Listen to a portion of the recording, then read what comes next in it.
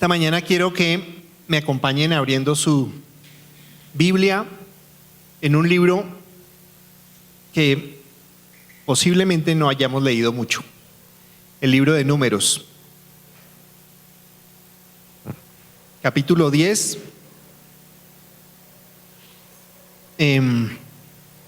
Jane, vamos a tener aquí unos versículos proyectados. Por alguna razón está corrido.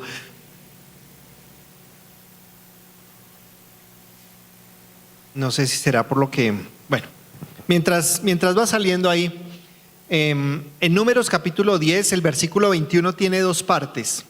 Una primera parte y esta segunda parte es por donde quiero comenzar. Por eso tiene unos puntos suspensivos y dice: el tabernáculo debía estar ya instalado en su nueva ubicación antes de que ellos llegaran al próximo lugar de campamento.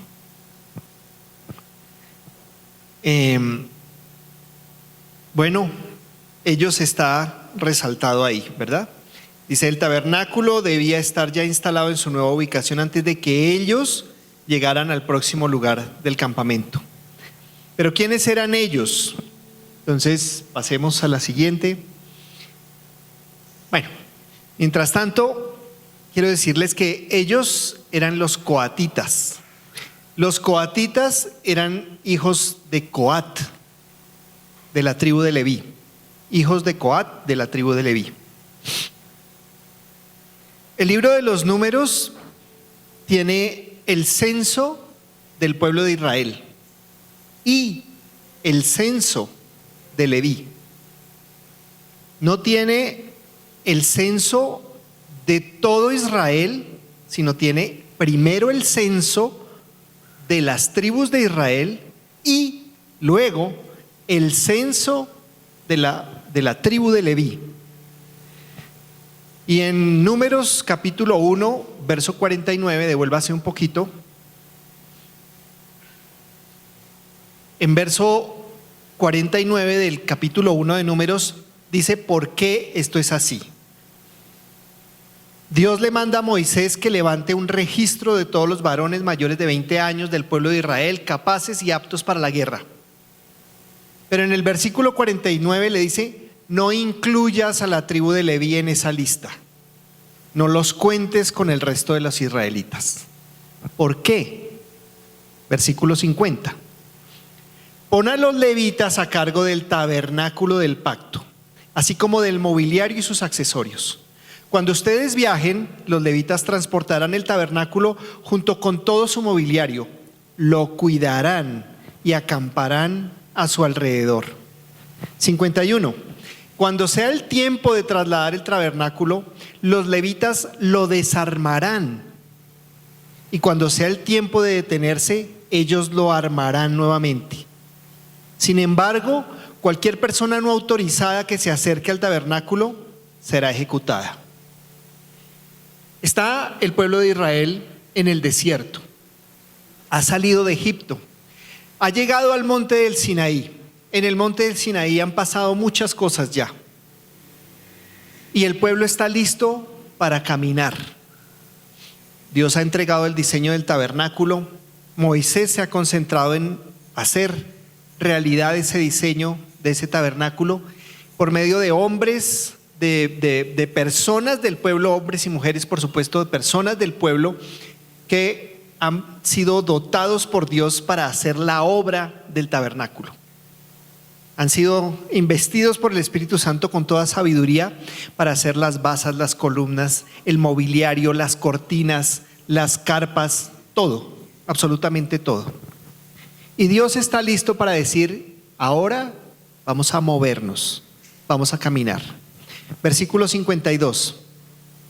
Cada tribu de Israel acampará en un área designada y bajo su propio estandarte. Dios es Dios de orden. Dios dijo a Israel: van a acampar como yo les digo que acampen.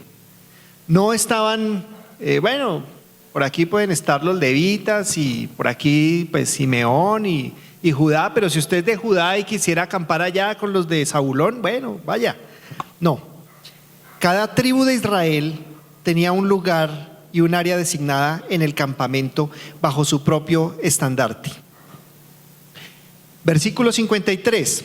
Pero los levitas acamparán alrededor del tabernáculo del pacto para proteger a la comunidad de Israel del enojo del Señor. Los levitas son responsables de permanecer en guardia alrededor del tabernáculo. Vamos entendiendo, las 12 tribus de Israel tenían un lugar, ¿sí?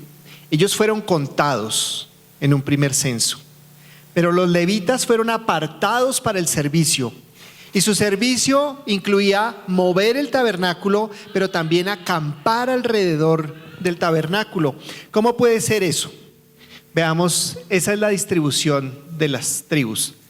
Ahora, más adelante, van a ver una cosa que seguramente les va a dar mucho sentido a eso. Dios ordenó que la tribu de Judá acampara hacia el oriente. Pues como estamos mirando hoy en día, pues el oriente es para allá, pero suponga que el oriente en este caso es para allá, ¿sí? Entonces, el oriente, 3 tribus: la tribu de Judá, la tribu de Isaacar y la tribu de Zabulón, ¿sí? Luego Dios dijo, viene la tribu de Rubén al sur, Rubén, Simeón y Gad. Al occidente irán las tribus de Efraín, Manasés y Benjamín. Al norte, las tribus de Dan, Aser y Neftalí. Y en el centro, la tribu de Leví. Dale clic, por favor.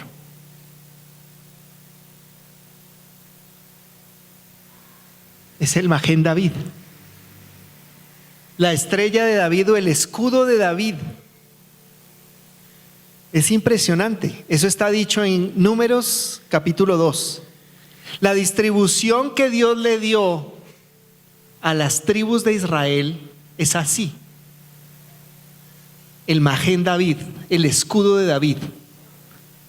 Y como siempre, el punto cardinal es el oriente, no el norte, es el oriente. No sé por qué nosotros aquí en Occidente pensamos que el norte es lo que orienta todo, pero para Dios lo que orienta todo es el oriente, y es por el oriente que sale el sol, ¿verdad? La manera más fácil de ubicarse, ¿por dónde sale el sol? Por el oriente. Esa debería ser la ubicación, pero nosotros escogimos el norte aquí en Occidente, no sé por qué. Bueno, en la siguiente diapositiva quiero mostrarles a los hijos de Aarón. Números capítulo 3 está los hijos de Aarón. Aarón tuvo 4 hijos: Nadab, Abiú, Eleazar e Itamar. 4 hijos. Y esos 4 hijos, Aarón y su descendencia, fueron escogidos por Dios para ser los sacerdotes, ¿sí? Moisés y Aarón eran de la tribu de Leví, claro. Moisés y Aarón eran levitas. Ellos fueron apartados cuando Dios apartó a la tribu de Leví para el servicio del tabernáculo. Ellos fueron apartados también para eso. Pero de entre la tribu de Leví, Dios escogió a Aarón y su descendencia para que fuera el sumo sacerdote. Ahí va a estar los sacerdotes, ¿sí? Y el sumo sacerdote, el Cohen Hagadol. En Números capítulo 3, versículo 4, no lo lean, sigamos mirando esta diapositiva. Dice: pero Nadab y Abiú murieron, por eso están desvanecidos ahí. Nadab y Abiú murieron en la presencia del Señor en el desierto de Sinaí, cuando quemaron ante el Señor una clase de fuego diferente a la que Él había ordenado. El fuego para las ofrendas se prendía, el fuego para el incienso se prendía en el altar del sacrificio. Ese era el fuego que Dios aceptaba, el incienso quemado con el fuego que salía del altar del sacrificio era el olor grato para Dios. Y a Nadab y a Abiú se les ocurrió prender fuego, no sé, con un fósforo. Sí, seguramente en esa época no había, pero tomaron fuego de otro lado. Y Dios les dijo: no acepto esa ofrenda, no acepto este olor, no es grato. Porque el olor grato para mí es el olor que viene desde el fuego del altar del sacrificio.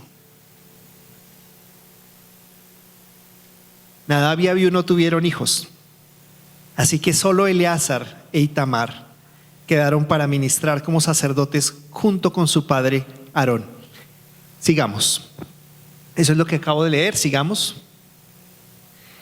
En el versículo 6, Dios le dice: llama a los de la tribu de Leví para que pasen adelante y preséntalos al sacerdote Aarón para que sean sus ayudantes.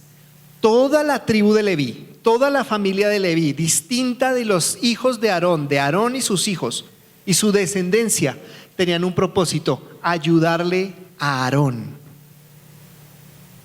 Versículo 12 del capítulo 3 dice: mira, yo he escogido de entre los israelitas a los levitas para que sirvan como sustitutos de todo primer hijo varón del pueblo de Israel. Los levitas me pertenecen a mí. Entonces, de todos los primeros varones nacidos que pertenecen al Señor, el Señor dijo: no los voy a tomar de cada tribu, voy a reemplazar esos varones por toda la tribu de Leví. Bueno, vamos a leer el siguiente versículo y luego les cuento cómo pasó eso. Porque todos los primeros hijos varones son míos. El día que herí de muerte al primer hijo varón de cada familia egipcia, aparté para mí a todo primer nacido de Israel, tanto de las personas como de los animales. Ellos son míos, yo soy el Señor.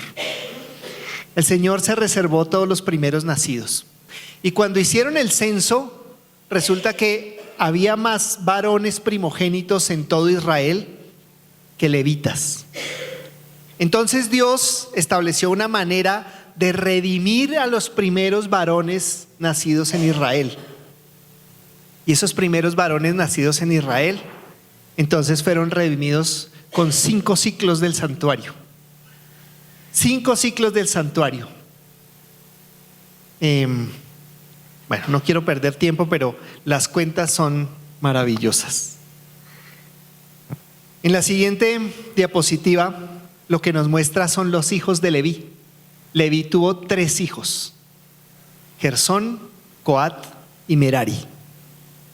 Entonces, el clan de los gersonitas tenía una asignación. El clan de los coatitas tenía una asignación.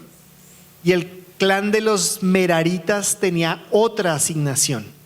Labores distintas. Todos levitas, todos hijos de Leví, pero cada uno con una función diferente. Números 4:4. Las responsabilidades de los coatitas en el tabernáculo tendrán que ver con los objetos más sagrados.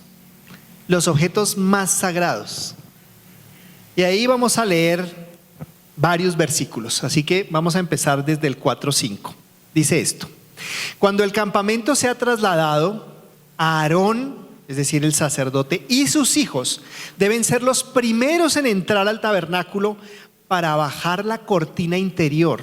La cortina interior es la cortina que dividía el lugar santo del lugar santísimo, y con ella cubrir el arca del pacto, digamos, del mobiliario del templo, el más sagrado. Recuerden ustedes que es sobre la tapa del arca, sobre el propiciatorio, donde se riega la sangre del cordero. Ese propiciatorio tiene 2 querubines que están mirando a la tapa, porque es sobre esa tapa que se derrama la sangre. Esos 2 querubines están mirando la sangre de la expiación. Luego cubrirán la cortina interior con cuero de cabra de la mejor calidad. Y por encima del cuero pondrán una sola pieza de tela azul. Por último, colocarán las varas en su lugar para trasladar el arca. 7. Luego extenderán una tela azul por encima de la mesa, en la que se exhibe el pan de la presencia. Y sobre la tela pondrán los tazones, los cucharones, los frascos, las jarras y el pan especial. Después extenderán por encima de todo esto una tela escarlata y finalmente sobre la tela escarlata una cubierta de cuero de cabra de la mejor calidad. Luego colocarán las varas para transportar la mesa. Versículo 9. Después cubrirán el candelabro con una tela azul junto con sus lámparas, las despabiladeras de las lámparas, las bandejas y los frascos especiales para el aceite de oliva. Luego pondrán por encima de los candelabros y sus accesorios un cuero de cabra de la mejor calidad y montarán todo el bulto sobre una estructura para transportarlo. Luego extenderán una tela azul por encima del altar de oro para el incienso y recubrirán la tela con cuero de cabra de la mejor calidad. Después colocarán las varas para transportar el altar. Tomarán todo el mobiliario restante del santuario y lo envolverán en una tela azul. Lo cubrirán con un cuero de cabra de la mejor calidad y lo montarán sobre la estructura para transportarlo. Quitarán las cenizas del altar para los sacrificios y lo cubrirán con una tela púrpura. Colocarán todos los utensilios del altar, los braseros, los tenedores para la carne, las palas, los tazones y todos los recipientes sobre la tela y los cubrirán con un cuero de cabra de la mejor calidad. Finalmente colocarán en su sitio las varas para transportarlo. Hasta ahí. ¿Notaron algunas repeticiones? ¿Qué notaron? ¿Qué se repite? El cuero de cabra de la mejor calidad. ¿Qué más? La tela azul. ¿Qué más? La tela púrpura. Y una instrucción que se repite para todos los muebles que tienen cómo ser transportados. Exacto. Colocar en su sitio las varas para transportarlo. Dale a la siguiente. Esa es las cosas que se repiten.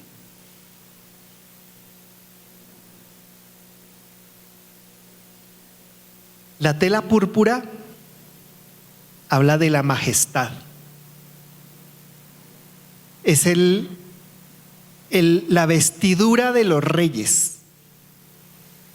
La púrpura, costosa, muy costosa. ¿Saben cómo sale la púrpura? De los calamares, la tinta de los calamares. Imagínense cuántos calamares hay que machacar para hacer una tela púrpura. La tela azul habla del cielo, se refiere al cielo. ¿Recuerdan qué significa el tabernáculo? ¿Qué es el tabernáculo? ¿Un qué? Es una imagen que Dios le dio a Moisés del cielo. ¿Sí? Dios dijo, ¿cómo les hago entender cómo es el cielo? ¿Cómo les hago entender cómo es el cielo? Y le dictó a Moisés el tabernáculo. Y en el cielo hay un rey que se viste de púrpura. Y en el cielo están las nubes azules de la tela azul.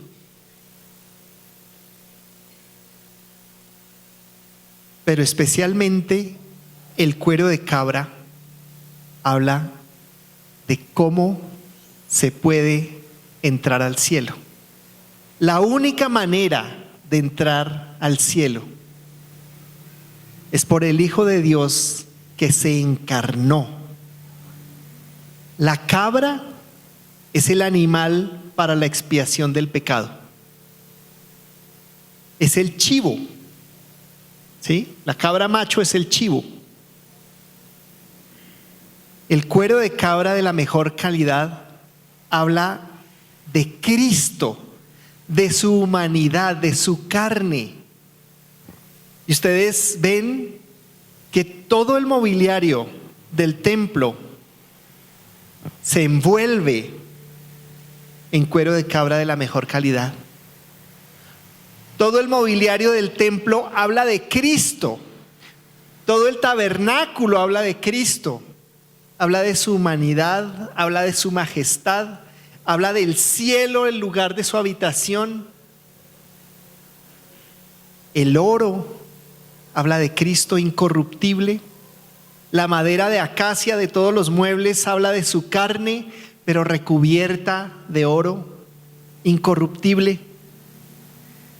Y cuando ustedes leen en sus Biblias dice instrucciones para los coatitas, instrucciones para la tribu o para el clan de los coatitas.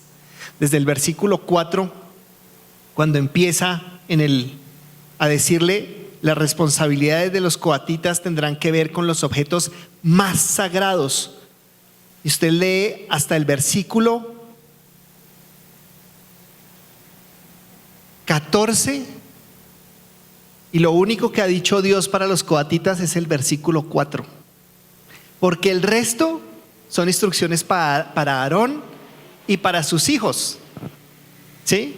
Del versículo 4 al versículo 14, 10 versículos no son para los coatitas, son para Aarón y sus hijos.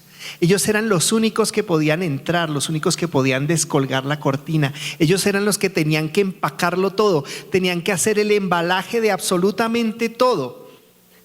Y hay una cantidad de cosas increíbles, de los detalles que Dios pone aquí y cómo es que Dios dice cada instrucción con tanta precisión y repite, dice, la cortina interior, la que separa, será envuelto con cuero de cabra de la mejor calidad. En el momento justo en el que Cristo muere en el Calvario, esa cortina se rasgó en dos de abajo hacia arriba.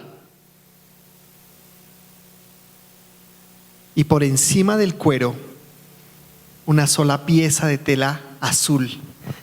Después de que Cristo fue rasgado, Él fue llevado al cielo. La mesa que exhibe el pan de la presencia será envuelta en una tela azul.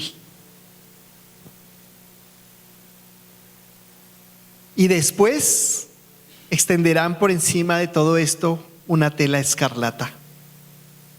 Y todo eso cubierto en una cubierta de cuero de cabra de la mejor calidad. ¿Quién es el verdadero pan del cielo? Jesús. Él le dijo a los fariseos, no os dio Moisés el verdadero pan del cielo. No os dio Moisés el verdadero pan del cielo. Yo soy el verdadero pan del cielo. El que come mi carne y bebe mi sangre, este es el que come la verdadera comida y la verdadera bebida. Una tela azul. Él es el pan del cielo. La tela azul por encima de la mesa que exhibe el pan de la presencia. Pero después de eso, envuelto en una tela escarlata porque Él es el rey. Y todo eso envuelto en un cuero de cabra de la humanidad de Cristo. El candelabro se cubrirá con una tela azul. ¿Quién es la luz del mundo? Jesús.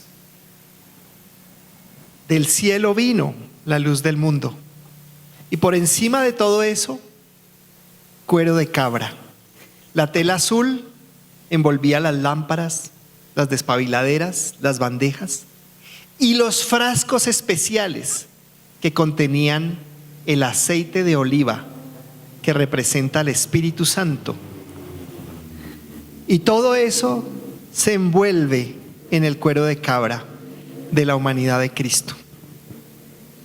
Extenderán una tela azul por encima del altar de oro para el incienso y recubrirán la tela con cuero de cabra de la mejor calidad. Cristo representa también el holocausto, la ofrenda del todo quemada, el animal completo que se consume. Olor grato para Dios, el sacrificio único y suficiente para quitar nuestro pecado. Toma el mobiliario restante del santuario y lo envolverás en una tela azul y lo cubrirás con cuero de cabra de la mejor calidad. Pero miren esto, quitarán las cenizas del altar para los sacrificios y lo cubrirán con una tela púrpura.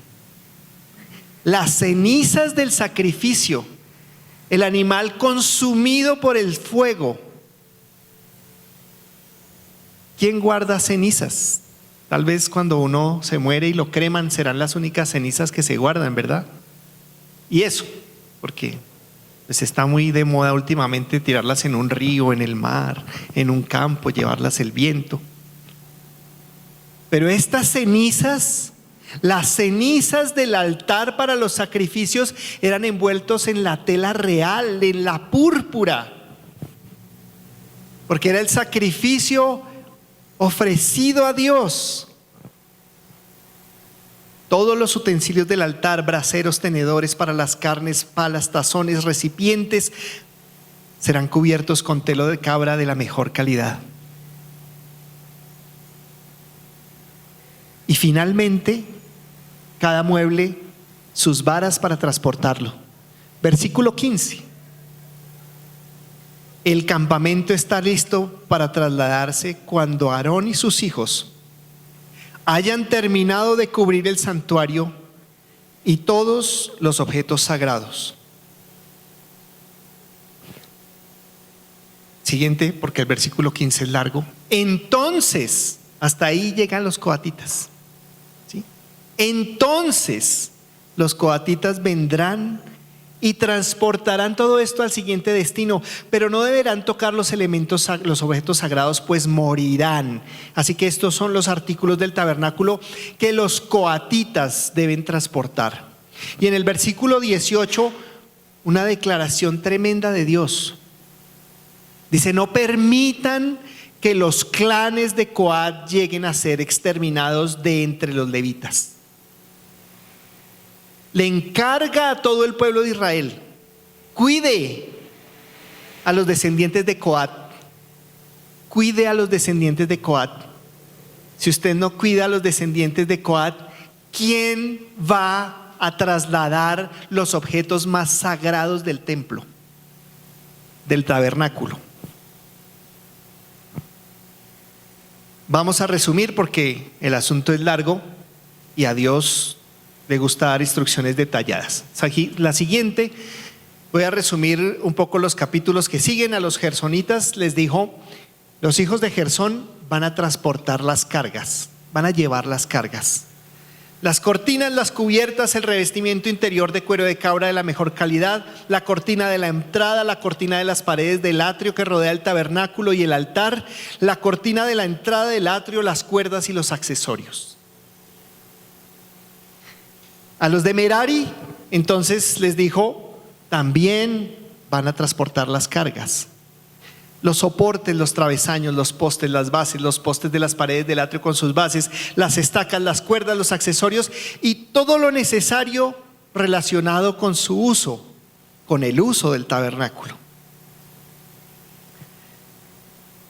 Y ahora saltamos a Números, capítulo 10, versículo 11.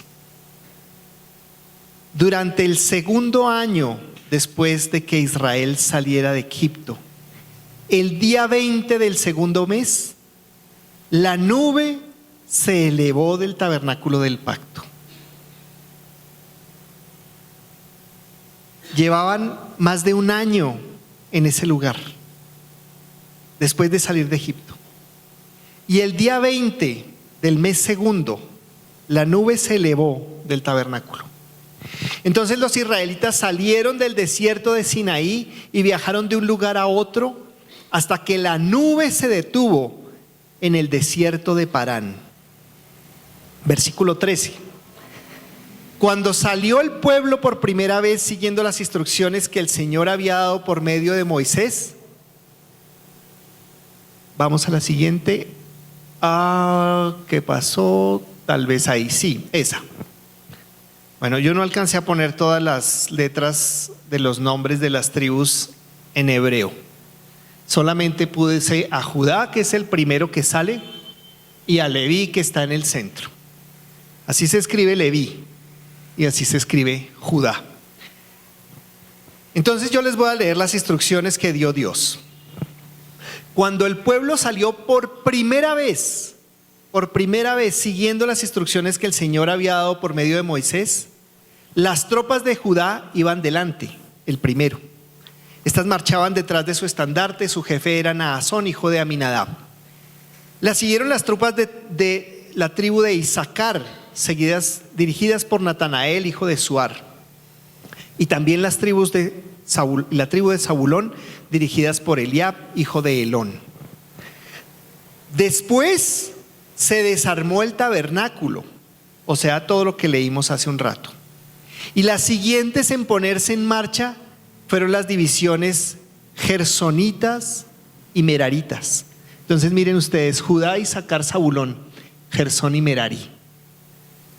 ¿Sí? Hasta ahí.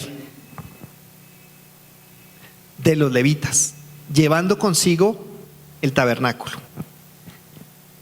Las tropas de Rubén fueron las próximas en salir y marchaban tras su estandarte. Su jefe era Elisur, hijo de Sedeur.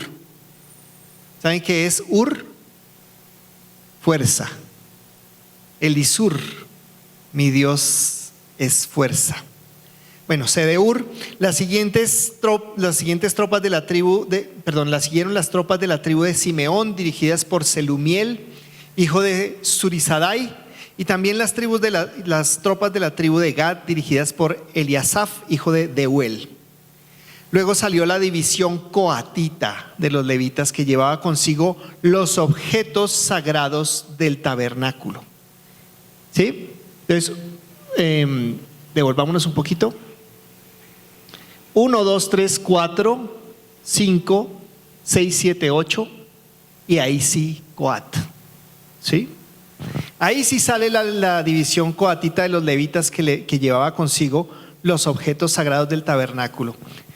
Y ahí es donde dice, el tabernáculo debía estar ya instalado en su nueva ubicación antes de que ellos llegaran al próximo lugar del campamento. O sea, todo esto para volver al versículo que leímos al principio. ¿Por qué el tabernáculo debía estar ya instalado en su nueva ubicación antes de que ellos llegaran al próximo lugar del campamento? ¿Por qué?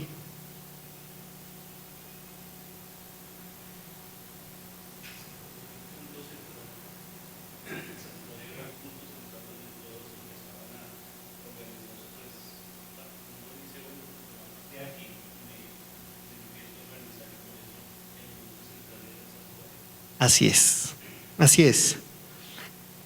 El tabernáculo era el centro del campamento, ¿sí? Donde se detuvo la nube, ahí tocaba armar el tabernáculo, porque la nube indicaba el lugar donde debía descansar el tabernáculo. Cuando la nube se elevaba del tabernáculo, amigos, a desarmar esto porque nos vamos, ¿sí? ¿Y dónde lo armamos? Donde la nube se detenga. Ahí se armaba, la nube reposaba sobre el tabernáculo. Pero es que todos los objetos más sagrados que llevaba la tribu el clan de la familia de Coat, tenían que encontrar una habitación preparada, dispuesta, porque ahí estaba o ahí reposaba la presencia del Señor, ¿sí? Entonces hemos venido enseñando acerca del templo y varias cosas, ¿verdad? Mateo enseñó acerca del tabernáculo de David, el tabernáculo de David. porque el templo solamente existió cuando Salomón lo hizo. Cuando estaba David todavía andaban con este tabernáculo. Y hemos estado hablando de preparar un lugar para la presencia de Dios. Y Números nos habla de eso, de que hay que preparar un lugar para que cuando la presencia llegue, todo esté dispuesto. No podía faltar una cortina, no podía faltar una basa, no podía faltar una columna. El atrio tenía que estar puesto, las cortinas debían estar puestas, las carpas debían estar puestas. Todo debía estar absolutamente puesto, dispuesto, preparado, listo para que la presencia llegara, para que Aarón y sus hijos desenvolvieran todo y para que la nube descansara sobre el tabernáculo y otra vez los israelitas pudieran ofrecer adoración a Dios. Es que todo el punto de esto es la adoración. Es que Dios recibe adoración en el cielo y como no puede llevarnos a la tierra o no ha querido todavía, no se ha cumplido todo lo que ha dispuesto para llevarnos al cielo, nos dio un pedazo del cielo en la tierra para que presentemos adoración. Como dice el Padre Nuestro, ¿verdad? Así como en el cielo, que sea también en la tierra.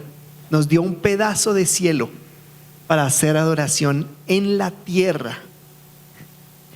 Y nosotros, les decía hace unas semanas, Dios dijo en algún momento, ya es tiempo de movernos de aquí. Le dijo al pueblo de Israel, ya es tiempo de movernos de aquí. Y yo creo que en nuestra iglesia encuentro muchas similitudes entre lo que está pasando en Números capítulo 10 y lo que pasa entre nosotros.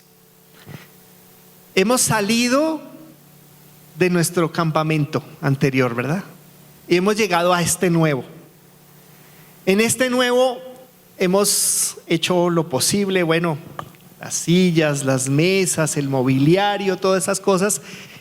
Eso es Merari y Gersón. Esto es Merari y Gersón. Todo esto lo ha hecho Merari y Gersón. Pero en mi opinión, y perdónenme que lo diga así, Coat es un tipo del Espíritu Santo que trae la presencia de Dios a la habitación que está dispuesta para la adoración. Y lo que hemos clamado es que la presencia de Dios venga sobre este lugar, porque creemos que pues faltan algunas cosas, pero creemos que las basas, las columnas, los travesaños, las sogas, las estacas están puestas las cortinas, están puestas las carpas. Podemos dar adoración. Pero no solamente pienso que este es el lugar de nuestra adoración, también pienso que cada uno de nosotros, que es templo del Espíritu Santo, tiene que poner su templo listo y dispuesto para que Coat venga con todo el mobiliario más sagrado y nos llene el Señor de su presencia.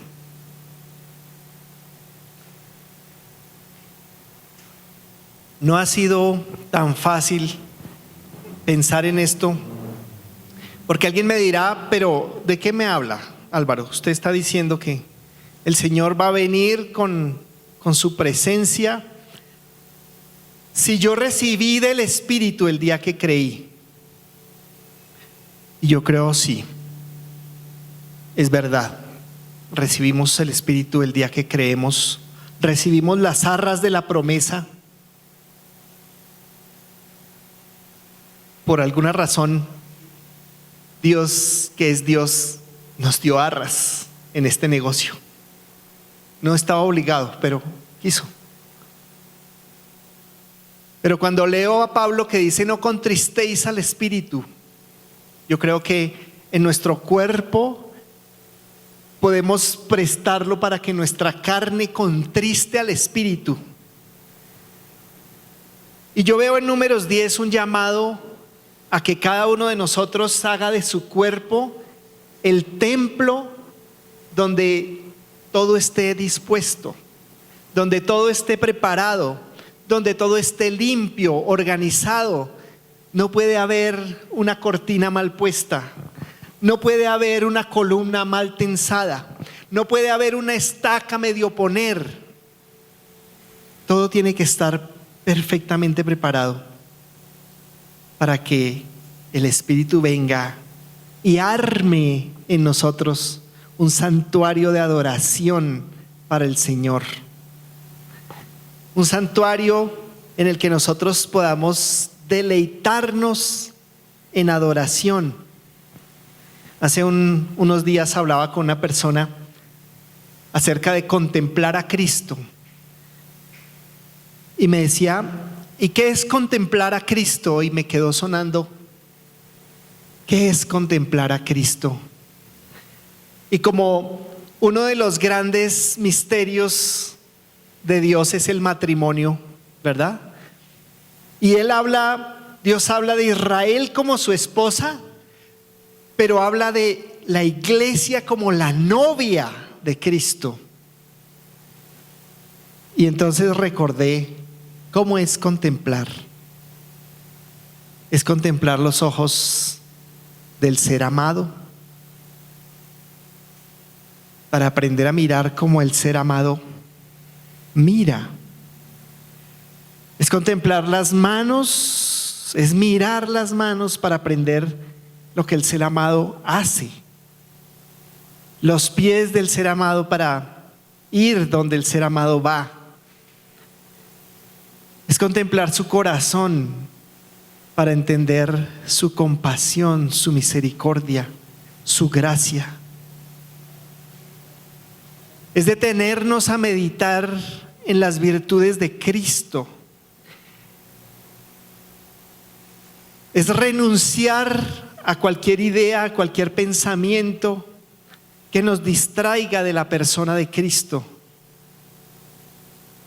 Es concentrarnos única y exclusivamente en su divina presencia.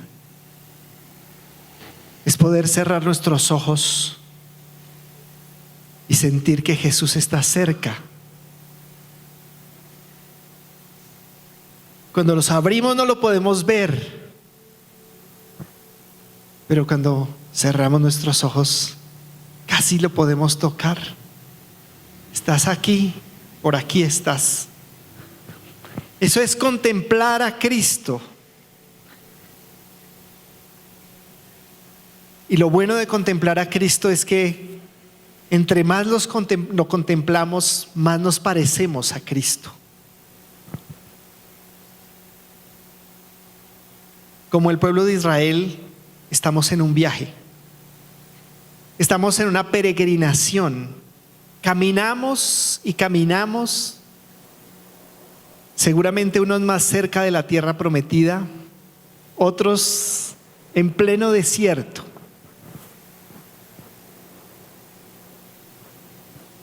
En el versículo 34 de Números 10 dice, cada día, mientras continuaban su viaje, la nube del Señor se mantenía en el aire sobre ellos. Estamos en este viaje, pero no estamos solos. La nube del Señor se mantiene sobre nosotros por nuestra fidelidad, no, por la fidelidad de Dios, porque el pueblo de Israel no hizo sino desobedecer, deshonrar, renegar, rebelarse. Siempre he pensado que tengo muchos pecados. Algunos de ustedes pues lo saben, me han escuchado decir aquí acerca de mi problema que tengo con el orgullo, con la soberbia,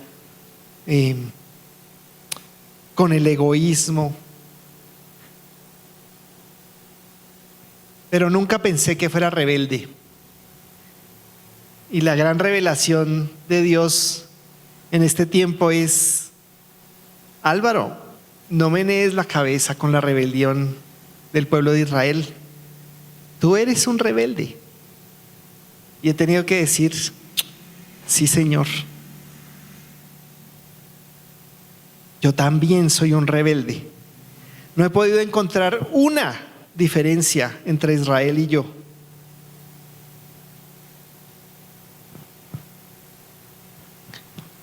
En el carácter, claro. Pero cada día, mientras continuaban su viaje, la nube del Señor se mantenía en el aire sobre ellos. Siempre que el arca salía, Moisés gritaba: levántate, oh Señor.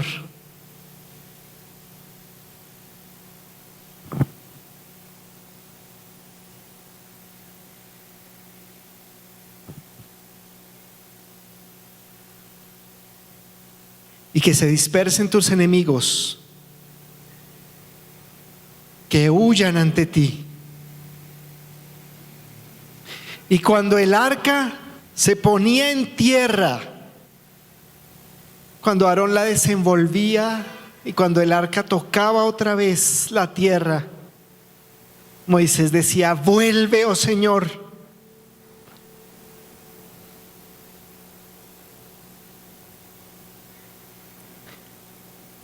A los incontables millares de Israel,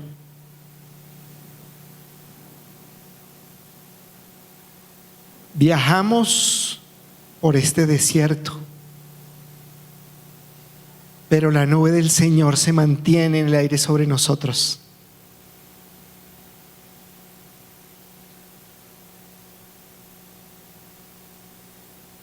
Pienso que tenemos el arca en movimiento. En este tiempo es el tiempo de decir: levántate, oh Señor, que se dispersen tus enemigos, que huyan ante ti.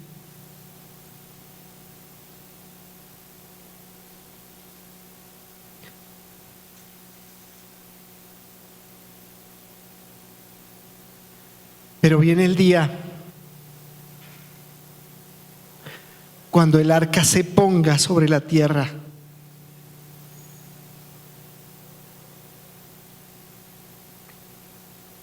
Y será el día de decir: vuelve, oh Señor, a los incontables millares de Israel. Y este es el clamor que hay o que debe haber en la iglesia de hoy. El arca se pondrá sobre la tierra. El arca se pondrá sobre la tierra. Y como Moisés, la iglesia dirá: vuelve, oh Señor, a los incontables millares de Israel. Esta es la profecía que estamos esperando. Este es el clamor que tienen los creyentes desde hace tanto tiempo, cuando dicen: Maranata, vuelve, Señor, vuelve, Señor.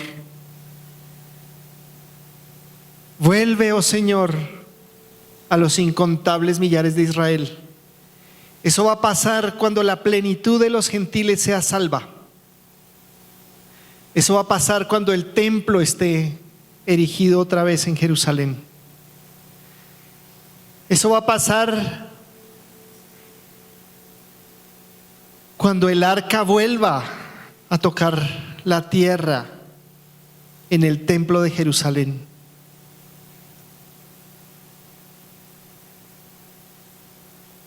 Y nosotros diremos conforme a la palabra de Moisés: vuelve, oh Señor, a los incontables millares de Israel. Amado Padre, doy gracias a ti por este tiempo, por esta palabra. Doy gracias a ti por la revelación que tú traes a nuestras vidas, de tu gracia, de tu misericordia, de tus planes. Doy gracias, Dios, porque tú obras en nuestras vidas y a través de nuestras vidas, porque tú quisiste darnos una tarea en tus planes, porque tú quisiste levantar a tu iglesia, porque tú dijiste que las puertas del Hades no prevalecerán contra ella, porque tú levantaste a tus hijos en medio de una generación maligna y perversa para llevar tu luz, para llevar tu palabra, para llevar esperanza, porque tú levantaste un pueblo de lo que no era pueblo, pero porque tú tendrás también misericordia de tu propio pueblo Israel. Oh Dios, te doy gracias porque la iglesia ha sido puesta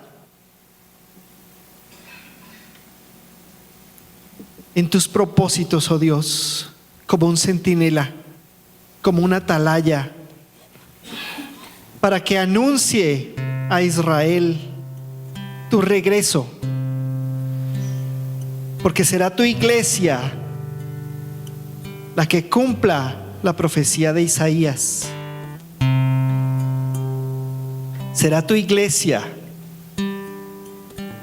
la que lleve a tu pueblo las buenas noticias.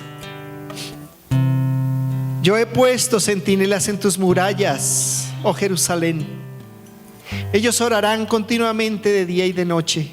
No descansen ustedes los que dirigen sus oraciones al Señor. Cuando tú vengas a habitar en nosotros, cuando todo esté dispuesto, cuando podamos contemplar, cuando podamos entender, cuando podamos hacer tus propósitos, nosotros podremos decir: soy centinela en tus murallas, Jerusalén. Oraré continuamente de día y de noche. No descansaré. Dirigiré mis oraciones a ti, Señor. No te daré descanso hasta que termines tu obra, hasta que hagas de Jerusalén el orgullo de toda la tierra. Queremos verte, Jesús. Que Gersón y Merari armen todo el tabernáculo. Que Coat venga con los objetos más sagrados. Que haya adoración para ti, especialmente en este tabernáculo no hecho de manos. Transfórmanos y llévanos a hacer lo que tú quieres que sea hecho. En el nombre de Jesús. En el nombre de Jesús. Beshem Yeshua. En el nombre de Jesús. Amén.